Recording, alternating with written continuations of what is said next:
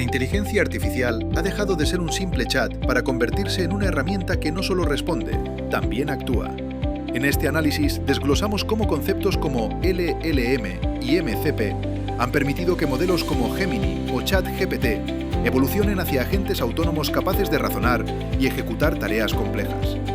Exploraremos por qué estamos ante una transformación profunda, analizando desde sus aplicaciones reales en ciberseguridad hasta los retos que suponen las alucinaciones y la necesidad de mantener siempre una supervisión humana crítica.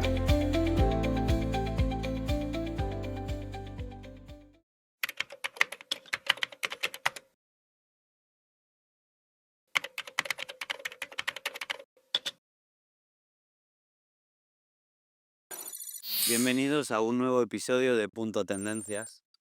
Hoy nos acompaña Luis Ángel Martínez Cancelo, que es el director del área de sistemas y ciberseguridad en Proconsi, donde lidera proyectos de protección, de resiliencia, de transformación digital, aplicando su visión para defender todos los sistemas digitales y para asegurar una protección íntegra de los sistemas. Luis Ángel, además de este papel técnico, es un gran conocedor de la inteligencia artificial, un amante de este ámbito y apuesta por ese aprendizaje continuo que en un mundo que está actualizándose y evolucionando día a día es fundamental, ¿no? Bienvenido, Luis. Gracias. Pues sí, la verdad es que el tema de evolucionar, de aprender, del estar continuamente estudiando, un poco, creo que lo llevo un poco en el ADN, ¿no? Y la inteligencia artificial es una de esas, no sé si llamar disrupciones o evoluciones, porque es algo demasiado fuerte lo que está pasando ahora mismo como para clasificarla o categorizarla con una sola palabra. Tengo claro que la inteligencia artificial es presente ya, que es futuro, que podríamos debatir o podríamos discutir si ese futuro va a ser utópico o distópico, no lo sé. La inteligencia artificial nos da las dos posibilidades. Hay que ver cómo como humanidad o como especie evolucionamos y utilizamos la herramienta. Pero sí que tengo también claro que es algo que ya está aquí. Desde el punto de vista empresarial, es un tren en el que no es cuestión de decidir si te quieres subir o no te quieres subir, es que o te subes o te arrolla, porque la capacidad que nos está dando, sobre todo a raíz de la inteligencia artificial agéntica, a raíz de la generación, de la creación de los agentes de inteligencia artificial a las empresas, es una capacidad de evolución en la productividad sin precedentes en toda la historia. Ni siquiera en la revolución industrial, que podríamos compararlo con ello, se ha producido o se está produciendo un cambio tan repentino y tan disruptivo como el que se está produciendo hoy en día con la inteligencia artificial. En aquella época fueron muchos años, hubo trabajos que se perdieron, trabajos nuevos que se generaron. Eso mismo está ocurriendo ahora con la inteligencia artificial. El problema es el espacio de tiempo, el espacio temporal en el que eso está sucediendo, que la capacidad de adaptación que tenemos es muchísimo más corta de lo que ocurrió en aquella época, ¿no? Pues de esto vamos a hablar, has mencionado los agentes de inteligencia artificial, pero creo que es importante que comentemos todo este recorrido. Como tú dices, es un concepto muy grande que abarca tiene muchas aristas, abarca muchas cosas.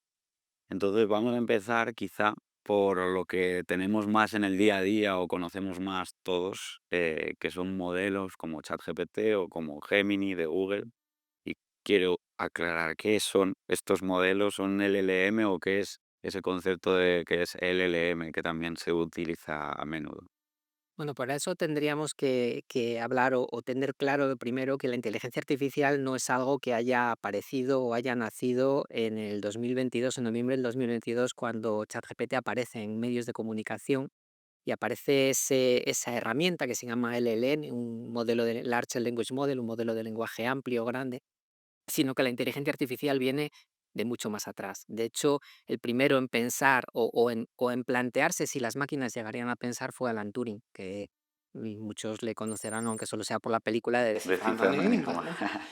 Entonces, la evolución de la inteligencia artificial ha sido un camino muy largo, un camino en el que quizás la clave es intentar algo que a mí me parece bonito, ¿no? Entender cómo la mente humana piensa y ver si una máquina, definiendo una serie de reglas fijas o no tan fijas, puede pensar. Entonces, realmente hay En esa evolución nos encontramos que la inteligencia artificial sigue o evoluciona en claros y oscuros, porque ahí en los orígenes, año 56, se acuña el término. En esos orígenes, que se empieza en los años 60, el primer software que trata de un poco de emular la inteligencia artificial, que era un programa, un psicoterapeuta, se llamaba ELISA ese programa, pero se encuentra con problemas en la inteligencia artificial en aquella época. Se encuentra sobre todo con los problemas, básicamente, capacidad de cómputo. Las máquinas que había en aquella época no tenían una capacidad suficiente, y luego datos. Los de la inteligencia artificial tenemos que tener claro que necesita datos suficientes y datos representativos.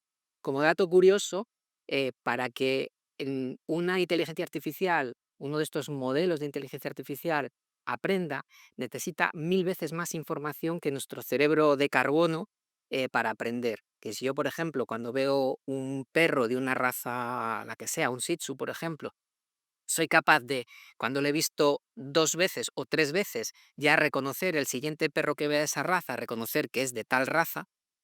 Una inteligencia artificial necesitaría 3000 veces más ver esa imagen.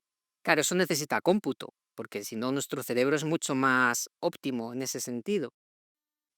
Los modelos, al final, es esa evolución que tenemos de la programación clásica a la programación de inteligencia artificial. Los modelos, al final, no dejan de ser los especialistas en algo. Que yo tengo un modelo de lenguaje, que es un especialista en lenguaje, tengo modelos para generación de imágenes, que son especialistas en generación de imágenes. Todos estos modelos, que inicialmente nacen como modelos independientes, se unen en las interfaces conversacionales que todos conocemos, como puede ser ChatGPT, Gemini, Copilot, cualquiera de estas interfaces conversacionales que llamamos LLMs. Al final ya no son solo modelos de lenguaje, ya no son solo modelos que son capaces de manejar el lenguaje o el idioma, sino que llaman dentro de ellos a otros modelos, por ejemplo, para generar imágenes, para generar vídeos, para generar audios. Por eso se habla ya de la multimodalidad.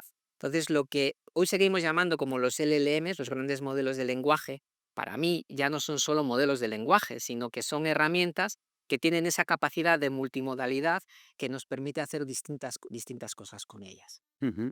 O sea, que el LLM es casi como un director de orquesta, que tú te comunicas con él y es el que luego... Bueno, a lo que estamos llegando ahora mismo, sí, y hacia donde va estas capacidades agénticas, también, ¿no? Porque al final, un agente, ya por ir introduciendo un poco la parte del agente, un agente de IA es vamos a llamarlo un ente, por no entrar en otro tipo de debates, un ente que va a realizar una serie de tareas apoyándose en distintos modelos cuando lo necesite.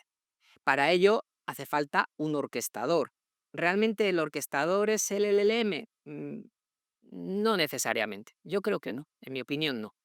El orquestador estaría un paso más atrás. Sí que el LLM al final se está volviendo una herramienta conversacional que todos los usuarios pueden manejar, muy sencilla. Entonces tiene esas ciertas capacidades de orquestación, esas ciertas capacidades de comunicarse con otros elementos, con otros modelos, para dar un resultado desde una interfaz única para la persona. Por eso los LLMs han evolucionado hacia eso. Pero realmente, si somos puristas, realmente lo que es ChatGPT, Gemini, Copilot, no deja de ser una interfaz conversacional en la que por detrás hay distintos modelos que interactúan unos con otros. Entonces, en cierto modo, sí que podría ser un cierto orquestador, aunque desde el punto de vista empresarial, cuando ya hay que hacer cosas más complejas, se utilizan otros orquestadores, se Ujú. utilizan otras herramientas. Y ahora, antes de aclarar que ya hemos empezado a introducir y a comentar estos aspectos de qué es un agente de inteligencia artificial, pero hay otro concepto que yo no tengo claro y que también se asocia al LLM y a los agentes, que es el de MCP. Ujú. Sí. ¿Qué es un Model Context Protocol. Al final, si yo necesito un agente, si yo necesito ese ente que hablamos, que es capaz de relacionarse con distintos elementos, no siempre o no exclusivamente elementos de inteligencia artificial, luego comentaremos un poco la diferencia entre las automatizaciones Ujú. tradicionales y automatizaciones en las que interviene la inteligencia artificial. Si necesito tener esa orquestación, necesito poderme comunicar con distintos elementos, con distintos softwares, con distintos servicios, de Internet. Y eso precisamente es lo que hace el MCP, el Model Context Protocol, es decir, el que yo me pueda desde una herramienta comunicar a través de una interfaz con otros elementos. Un poco para los más técnicos, lo diría que es como si fuera una API hipervitaminada o una API mejorada o un sistema. Al final lo que se busca con los MCPs es un sistema universal de comunicación entre distintos modelos de inteligencia artificial o herramientas en las que la inteligencia artificial necesita interactuar o los modelos necesitan interactuar. Si yo, por ejemplo, quiero llegar a tener un agente que sea capaz de, un agente autónomo, que sea capaz de, no sé, me quiero ir de vacaciones y decirle simplemente, me quiero ir de vacaciones a Islandia, por ejemplo, y que ese agente, que eso va a ser lo que veremos a lo largo del 2026, cómo los agentes autónomos evolucionan, ya les hemos visto aparecer en el 2025, pero ahora el 2026 va a ser el año donde los agentes autónomos peguen la gran disrupción, ¿no? Pues un agente autónomo al final sería capaz de decirle, lo que digo, me quiero ir de vacaciones a Islandia, me prepare la ruta, como me puede hacer un LLM, un ChatGPT, un Gemini, no solamente me diga los sitios de interés, sino que me reserve los hoteles en base a mis gustos o mis preferencias, me reserve las excursiones, me reserve los restaurantes. Claro, para poder hacer todo este sistema ese agente necesita ser capaz de conectarse con centrales de reservas de hoteles, centrales de reservas de restaurantes, tiene que interactuar con mi tarjeta de crédito para poder actuar. Y ese es también un poco el gran peligro o el problema al que se van a enfrentar los agentes autónomos ahora mismo. Es decir, el nivel de confianza o de confidencialidad en los datos que va a tratar. Va a tratar datos sensibles, va a tratar datos financieros. Ujú. Aquí quizá también podríamos hablar de otro de los grandes riesgos con el tema de la inteligencia artificial, ¿no? La gente está sorprendida de lo que puede hacer la inteligencia artificial y le empieza a dar datos e información que puede ser confidencial, que puede ser crítica, a modelos que a lo mejor no están respetando la privacidad como debería. Entonces, es una tecnología, es una gran evolución, pero cuidado. Ya me sale la vena de la ciberseguridad. Hay que tener cuidado un poquito con eso, de siempre ver cómo maneja los datos, cómo trata los datos. Y el gran reto de los agentes autónomos va a estar precisamente ahí, en ese tratamiento de los datos, más allá de la necesidad de los MCPs, de esa interconexión entre todos los sistemas o plataformas. Entonces, la diferencia entre lo que era agente IA, que ahora, como dices, ya va derivando a ese agente autónomo, y una automatización más clásica o más antigua, digamos, es la capacidad de decisión o... Sí, en cierto modo, la diferencia entre una automatización normal y una automatización con IA como paso intermedio a las automatizaciones en las que ya los agentes vamos a tener agentes autónomos, deriva precisamente de eso. No, en una automatización clásica, yo lo que hago es utilizar herramientas informáticas para que hagan determinados procesos en los que no es necesario interpretar o no es necesario analizar. Es un poco lo que hablábamos o lo que podíamos hablar de la programación clásica. Al final, cuando hablamos de programación, hablamos de algoritmos. Cuando hablamos de algoritmos, un poco para que la gente no técnica lo entienda, un algoritmo no deja de ser una receta de cocina. Si yo quiero hacer un plato, tengo una serie de ingredientes, que serían los datos de entrada, tengo la receta, que sería el algoritmo que va a tratar esos ingredientes, mezcla tanto de esto, tanto del otro y tanto de más allá, y obtengo un resultado que es el plato cocinado. Mm. En un algoritmo de programación clásica es la persona, es el humano, el que define cómo se van a tratar esos datos, cómo se van a procesar, cómo se va a hacer todo. Es decir, se basa en reglas. Si pasa esto, haces esto. Si pasa esto otro, haces esto otro. Entonces, en un algoritmo de programación clásica, que las automatizaciones tradicionales se basan en la programación clásica, Mm. estamos muy limitados en base a las reglas. Sin embargo, en un algoritmo de inteligencia artificial, el programa, al final, ese algoritmo, es el que va a decidir cómo va a hacer las cosas, ¿no? En un sistema, la verdad es que es un tema muy apasionante, pero no nos va a dar tiempo de hablar de ello, ¿no? Entonces, ese algoritmo de programación de inteligencia artificial tiene esa capacidad, podríamos decir, de pensar, entre comillas, esa capacidad de razonamiento, lo que me permite definirle cosas más avanzadas. Por ejemplo, un caso que se da en empresas, Ujú. que había una automatización, el poder digitalizar documentos, el poder digitalizar una factura para poder facilitar la contabilización de la factura. En la automatización tradicional, antes de la aparición de los agentes de inteligencia artificial, cuando ya existía el OCR, es decir, la capacidad de reconocer caracteres mediante un documento escaneado, en un algoritmo de automatización, de programación clásica y automatización tradicional, yo tenía que coger cada una de las distintas facturas que recibía, irle diciendo, en esta zona está el número de factura, en esta zona están los datos del proveedor, en esta zona. Tenía que irle marcando cada zona para que luego la automatización leyera, gracias al OCR, interpretara esos datos y me los grabara en ciertos campos. Lo que te he marcado en esta zona es el número de factura. Lo que te he marcado en esta zona es la fecha de factura. Claro, cuando evoluciona y llegan los agentes de inteligencia artificial y empezamos a dotar de modelos de inteligencia artificial, yo ya no necesito, ante una factura, marcarle cada uno de los campos. ¿Por qué? Porque el algoritmo va a ser capaz de reconocer esos caracteres y entiende, piensa, sabe lo que es un número de factura, por tanto lo busca. No necesito que yo le diga dónde está ese número de factura. O sabe lo que es el importe, sabe lo que es la base, sabe lo que es el IVA. Fíjate el cambio tan brutal que supone una automatización tradicional frente a una automatización basada en inteligencia artificial. Ese tiempo que yo perdía en enseñarle dónde estaba cada posición en la factura desaparece. Si el proveedor me cambiaba la factura, yo tenía que volver a modificar la plantilla para decirle dónde estaban los nuevos campos. Ahora no. Ahora directamente yo puedo dejar en una carpeta todas las facturas y gracias a esa capacidad de los modelos de inteligencia artificial va a ser capaz de determinar dónde está cada una de las cosas, generarme los datos que luego va a grabar en el programa de contabilidad, ¿no? Y ya no solamente el agente, ese agente que ya le estamos dando esa capacidad de hacer más cosas, no solamente va a ser capaz de leer los datos y pasárselos a la contabilidad, sino que va a ser capaz de interpretar y decir, este es tal proveedor, pues tal proveedor sé que la cuenta contable va a ser tal. No te dejo los datos en neutro, en vacío, y tú te buscas la vida con programación clásica para incorporarlo, sino que le estamos dotando de esa capacidad de pensamiento o de raciocinio. Claro, porque, a ver si lo he entendido bien, gracias al MCP, es decir, a ese protocolo que le dice qué reglas y cómo comunicarse O con comunicarnos. otros modelos, el agente puede utilizar distintos modelos para, en este ejemplo que has puesto de la factura, pues con uno reconocer los caracteres, otro ya conoce cómo son las facturas y entonces...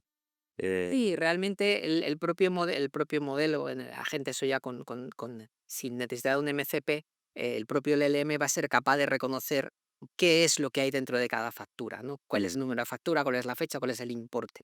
El MCP, ¿qué es lo que nos va a dar? Nos va a dar esa capacidad luego de llegar a conectarnos para que el apunte contable ya esté grabado en la contabilidad mm, directamente, sin tener que hacer nada por el medio, porque ahora en una automatización tradicional yo tengo el escaneado, el reconocimiento de caracteres, eso deja un fichero, me tengo que ir al programa de contabilidad, del programa de contabilidad importar ese fichero, hacer una serie de pasos o de caminos intermedios que el humano tiene que ir decidiendo, pues este apunte va a tal cuenta contable, este va a tal otra, este va a tal otra.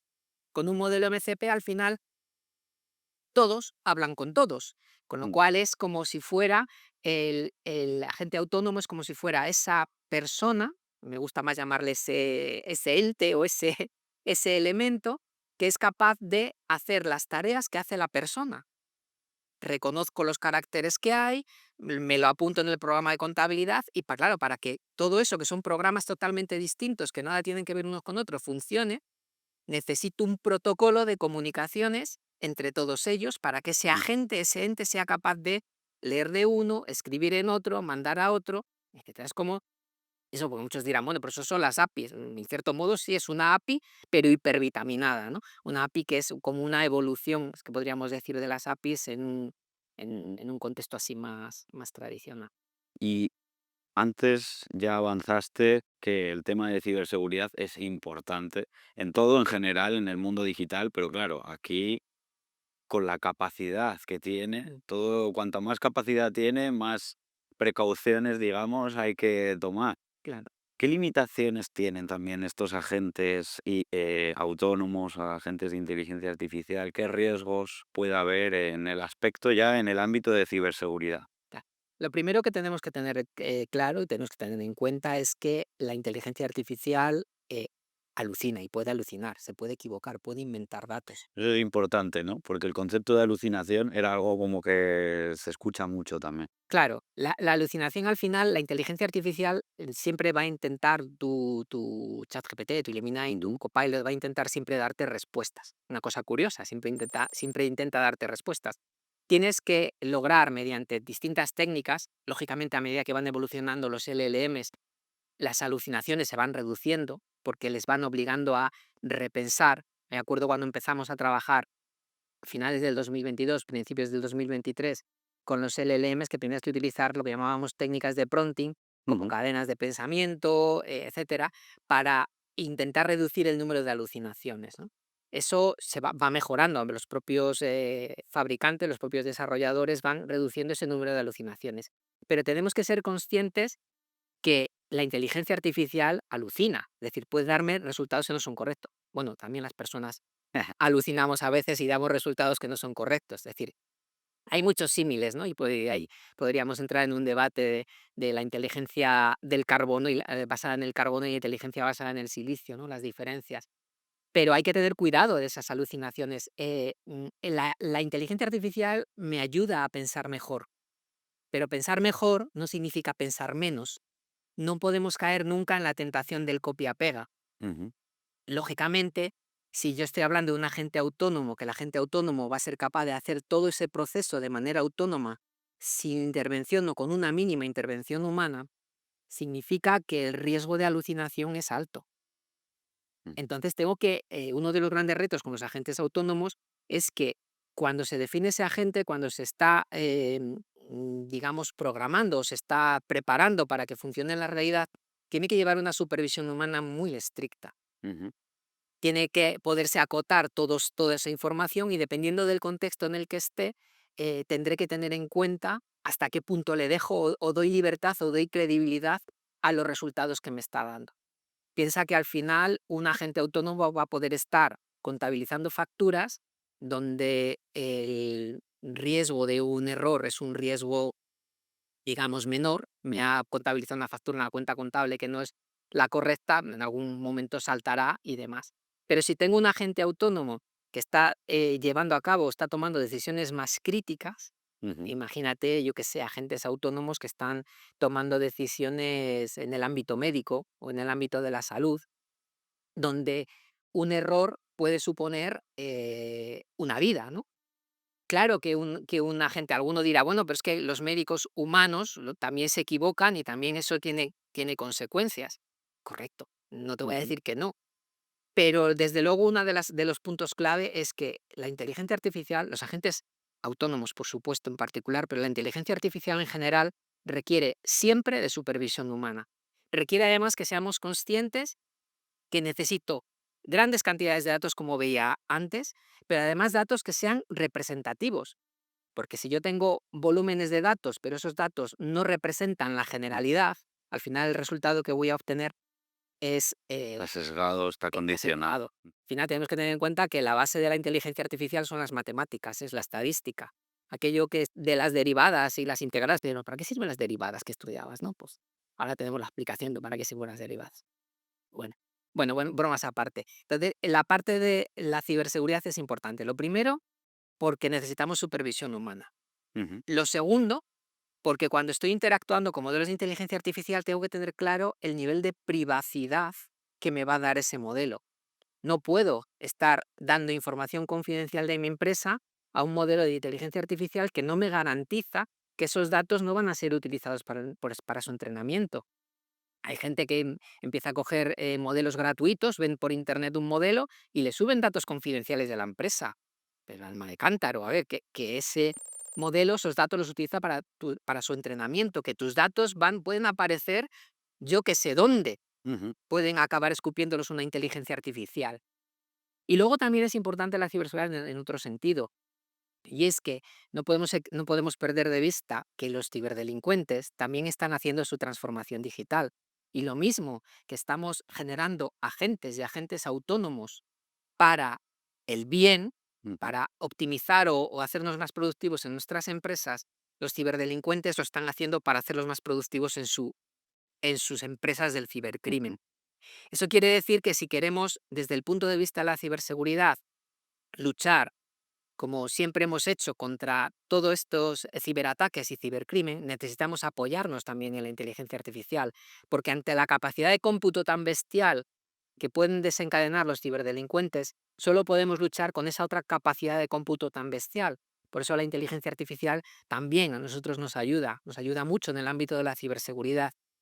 La inteligencia artificial, cuando tienes grandes volúmenes de datos, es muy buena reconociendo patrones. Ujú. Por tanto, cuando estamos hablando de ciberdefensa, el detectar de manera temprana patrones de ataques es fundamental también para nosotros. Y de hecho, antes de ir cerrando, te quería preguntar, que en relación con esto, ¿qué perfil de profesional crees que va a ser fundamental en el desarrollo de estas tecnologías o en la supervisión de estas Mm. tecnologías? Pues desde luego hacen falta profesionales de todo tipo. Los equipos multidisciplinares son muy relevantes. Se está diciendo que las carreras de humanidades son una de las carreras que más se va a impactar o más va a impactar la inteligencia artificial, ¿no? Y está impactando como en temas de fotografía, edición de vídeo, dobladores, evidentemente, filólogos, la traducción ahora con la inteligencia artificial, la traducción automática. Pero sin embargo, los equipos multidisciplinares siguen siendo muy necesarios y la parte de las humanidades en un entorno en el que es tan importante el cómo me relaciono y de qué manera hablo y demás, las humanidades también tienen su relevancia. En cualquier caso, aparte de estos equipos multidisciplinares, lo que necesitamos es gente abierta, gente de mentalidad abierta. No gente que ni negacionistas de la inteligencia artificial que digan esto es, no sé, esto es un ogro, esto nos va a extinguir. No necesitamos una inteligencia artificial para que nos extinga. Al final, los humanos y la estupidez humana es ¿Lo podemos hacer nosotros mismos? nosotros mismos. Pero sí necesitamos gente que sepa valorar el riesgo del mal uso de las cosas. Gente que tenga la mente abierta, gente que se apoye en la inteligencia artificial, pero no ciegamente en la inteligencia artificial del copia-pega. Ese es el gran error. ¿Por qué? Porque dependiendo cómo yo pregunte, dependiendo del contexto que le dé la inteligencia artificial, las respuestas que me va a dar van a ser unas u otras. Si yo me limito a copiar y pegar lo que me da la inteligencia artificial, si entro en la comodidad, que al final no deja de ser un sesgo humano, ¿no? Esa comodidad ya me lo han hecho, ¿para qué me voy a molestar yo en hacerlo? Ujú. Bueno, yo no quiero esa gente en los equipos. Yo quiero gente que utilice la inteligencia artificial con cabeza, que cuestione la mente crítica, el espíritu crítico, esa mentalidad de infantil de ¿y por qué? ¿Y de dónde viene? Es algo que se necesita en los equipos de trabajo que van a trabajar en el futuro, ¿no? Ujú. Y Para una empresa que quiera iniciarse en integrar soluciones con agentes autónomos, ¿qué primer paso le podríamos recomendar, podríamos dejar como consejo para todas estas empresas? pues el primer paso, que es el más importante de todo esto, es conocer el negocio. Hay que conocer la estrategia de negocio. Necesitas un perfil que sea capaz de que hable contigo, que tú le cuentes cuál es tu estrategia de negocio y que conozca las herramientas de inteligencia artificial. Si nos lanzamos a la automatización por la automatización, vamos a fracasar. Está pasando ahora en empresas, nos estamos encontrando cuando hacemos consultoría de inteligencia artificial, nos estamos encontrando empresas que no han iniciado, todavía no han dado el primer paso, ni siquiera han empezado a utilizar un LLM, y empresas que ya han empezado a utilizar un LLM y que se han encontrado con que sí, nos parecía muy sorprendente, pero cuando lo hemos querido llevar a la práctica, no ha funcionado. ¿No? Esa emoción inicial Mm. y después la decepción. Y viene precisamente ¿por qué? Porque hay que analizar primero tus procesos de negocio, hay que ver qué es susceptible de automatización y qué no lo es. No en todo se puede utilizar IA. Hay veces que en meter IA significa ir al fracaso. ¿Por qué? Porque ese proceso no necesita ser automatizado, no te lleva tanto tiempo y la complejidad de implantar IA en él no compensa. Al final, esto es una evaluación de riesgos, ¿no? Tengo que ver qué es lo que me demanda mucho tiempo y de lo que me demanda mucho tiempo, qué es lo primero que voy a automatizar con inteligencia artificial. Lo importante es ponerte en manos de buenos profesionales que te ayuden en este proceso de conocer tus procesos de negocio y ver cómo se puede automatizar, y luego empezar por lo que llamamos los early winners, los ganadores tempranos. Es decir, esas automatizaciones que son sencillas, que son fáciles de asumir, pero que la gente ya lo ve reflejado en el día a día de manera inmediata. Eso es lo que nos va a dar luego la progresión para poder crear automatizaciones que realmente nos hagan ser más productivos, porque es muy importante. Si no lo haces tú, lo va a hacer tu competencia. Si tu competencia es mucho más productiva que tú, gracias a esas automatizaciones, tu destino como empresa, pues se puede ver, Se complica. se complica. Pues después de todo esto que hemos hablado, de agentes autónomos, de inteligencia artificial, automatizaciones y programación clásica, ¿qué última reflexión podemos dejar a toda la gente sobre la inteligencia artificial, sobre los beneficios, diría yo, sobre todo porque hay mucha preocupación, mucho miedo también? Al final es una tecnología de presente, de futuro y que tiene una gran fuerza y una gran potencia, pero que es beneficiosa para nosotros, yo creo, y que debemos verla así con... Claro, ahí el punto que diría es no tener miedo, Ujú, tener respeto, hacer las cosas con cabeza, como todo en la vida. Al final, son tecnologías disruptivas que pueden ser muy buenas bien utilizadas, que es verdad que mal utilizadas son también demoledoras, mm. pero como puede ser un cuchillo es muy bueno para la cocina, es muy bueno para comer, pero también es un arma, o como puede ser la energía nuclear, o como puede ser cualquier otra tecnología que ha avanzado a lo largo de la historia de la humanidad, que bien utilizada nos lleva a la utopía, mal utilizada nos lleva a la distopía, ¿no? En cierto modo, lo importante es, sí, a mí me hubiera gustado que estuviera ido un poco más lento. Que hubiera ido un poco más lento, y ojo que a mí me apasiona la tecnología y me encanta, pero digo un poco más lento para darnos tiempo a adaptarnos al cambio.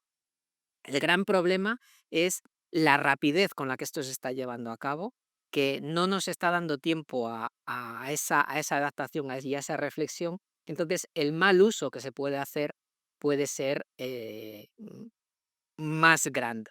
Pero en cualquier caso, de cara a las empresas, es, si no has empezado, empieza ya a trabajar, con cabeza, por supuesto, porque como decía antes, este no es un tren en el que decidas subirte o no. O te subes o te arrolla. Pues muchas gracias, Luis. Ha sido un gusto poder escucharte y aprender de todo lo que nos cuentas. Gracias a vosotros. Y gracias a todos también por seguir Punto Tendencias. Esperemos que hayáis disfrutado, que hayáis aprendido. La inteligencia artificial es un mundo de posibilidades, de avances, de tecnología con presente y con muchísimo futuro, que no para de evolucionar y que nos permite, pues, tener este tipo de debates también y otros muchos que se podrían tener, como tú dices, de dónde está ese límite de inteligencia de silicio frente a inteligencia de carbono. Así que muchas gracias por estar aquí, disfrutadlo, suscribiros, darle a like y nos vemos en el próximo episodio.